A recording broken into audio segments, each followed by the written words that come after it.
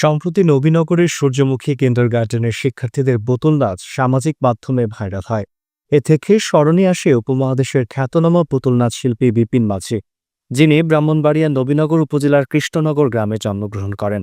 1879 সালে বিপিন মাঝি ছিলেন হাতে তৈরি কাঠির সুই দিয়ে পুতুল তৈরির পথিকৃৎ। পৌরাণিক কাহিনী পুতুল শো নামে তার দল দেশ বিদেশে খ্যাতি অর্জন করে।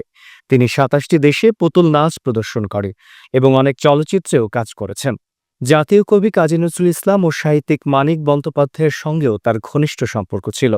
তার উত্তরসূরি ওস্তাদ গোবিন্দ দাসের শিষ্য ছিলেন বিখ্যাত চিত্রশিল্পী মোস্তফা মনোয়ার, যিনি বিটিভিতে জনপ্রিয় পুতুল শো করতেন।